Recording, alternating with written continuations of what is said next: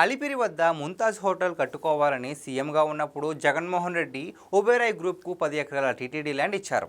నిజానికి ఆ ల్యాండ్ 2014-2019 మధ్య తెలుగుదేశం పార్టీ అధికారంలో ఉన్న సమయంలో పుణ్యక్షేత్రాల నమూనాలను నిర్మించేందుకు దేవలోక్ అనే ప్రాజెక్టును చేపట్టారు. ఈ ప్రాజెక్టు కోసం అజయ్ కుమార్ అనే వ్యక్తికి టీటీడీ 10 ఎకరాల స్థలాన్ని లీజుకి ఇచ్చింది. వైసీపీ ప్రభుత్వం రాగానే ఆ భూమిపై కన్నేసింది. స్టార్ హోటల్ నిర్మించేందుకు ఆ 10 ఎకరాల భూమిని ఒబెరాయ్ గ్రూప్కు కేటాయించేందుకు అజయ్ కుమార్ ఆ ప్రాజెక్టు నుంచి వైదొలిగేలా చేసింది. ఇందుకోసం జగన్ అజయ్ కుమార్ను పిలిపించి గన్ పెట్టి బెదిరించారని టీటీడీ చైర్మన్ బీఆర్ నాయుడు ఆరోపించారు.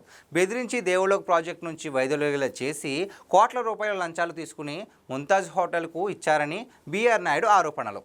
జగన్కు ఇచ్చిన లంచాల మహిమతో ఇక ఎవరూ అడ్డుకోరన్న ధైర్యంతో ముంతాజ్ హోటల్ పేరుతో ఒబెరాయ్ గ్రూప్ నిర్మాణాలు ప్రారంభించింది.